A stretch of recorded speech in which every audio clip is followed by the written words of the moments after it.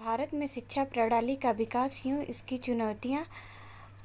BEd द्वितीय वर्ष प्रथम प्रश्न पत्र का एक हम बहुत ही महत्वपूर्ण टॉपिक डिस्कस करने जा रहे हैं आप लोग के सामने।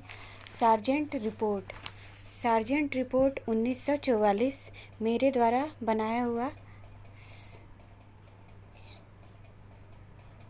शॉर्ट नोट है। द्वितीय विश्व युद्ध की सिफारिश के बाद ब्रिटेन में शिक्षा के विकास हेतु बटलर योजना बनाई गई थी। भारत में भी शिक्षा के विकास के लिए एक शिक्षा योजना को तैयार करना आवश्यक समझा गया।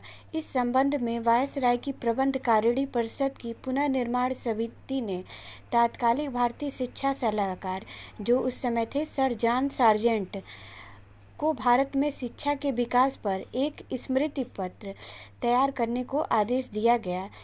सार्जेंट ने 1944 में अपनी रिपोर्ट केंद्रीय शिक्षा सलाहकार परिषद के समक्ष प्रस्तुत किया और इस रिपोर्ट को भारत में युद्धोत्तर शिक्षा विकास योजना, ये जो सार्जेंट रिपोर्ट है, इसको एक अलग नाम से जानते हैं जिसको कहा जाता है युद्धोत्तर शिक्षा विकास योजना अथवा केंद्रीय शिक्षा सलाहकार परिषद की रिपोर्ट।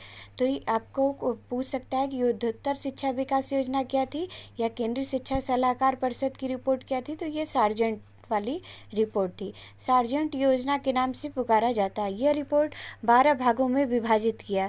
इसमें पूर्व प्राथमिक से लेकर उच्च शिक्षा तक की रूपरेखा तैयार की गई थी।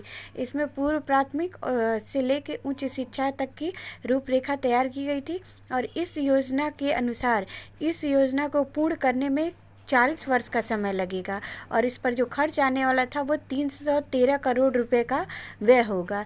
सार्जेंट योजना के उद्देश्य क्या थे? वायसराय की कार्यकारिणी की पुनर्निर्माण समिति के समक्ष भारत में शिक्षा के युद्धोत्तर विकास की एक व्यवहारिक योजना प्रस्तुत करना था। एक ऐसी शिक्षा योजना प्रस्तुत करना था जो मुख्य रूप से भारतीय हो। एक राष्ट्रीय शिक्षा प्रणाली के निर्माण पर होने वाले कम से कम व्यय का अनुमान लगाना था और योजना को पूर्ण करने में लगने वाले समय का, यानी व्यय का भी अनुमान लगाना था, समय का भी अनुमान लगाना था और शिक्षा के विकास को प्रस्तुत करना था। ये पूरी तरह से भारतीय था। सार्जेंट रिपोर्ट की कुछ प्रमुख सिफारिशें थी। पूर्व प्राथमिक शिक्षा से संबंधित, एक तो पूर्व प्राथमिक शिक्षा से संबंधित थी, फिर उसके बाद से प्राथमिक शिक्षा से संबंधित थी, माध्यमिक शिक्षा से संबंधित थी, विश्वविद्यालय शिक्षा से संबंधित थी और उसके बाद से आपका प्रौढ़ शिक्षा से संबंधित सिफारिशें थी,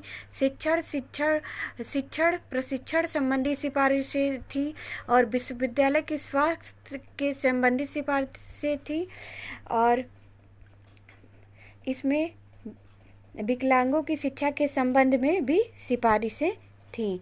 तो इस तरह से हम कुछ इसमें जो मेन टॉपिक थे उसको हम डिस्कस किए। पूर्व प्राथमिक शिक्षा से संबंधित सिफारिश में आपका नर्सरी विद्यालय हो गया, निःशुल्क शिक्षा की व्यवस्था करना था और उसके बाद से शिक्षा के उद्देश्य की वो करना था।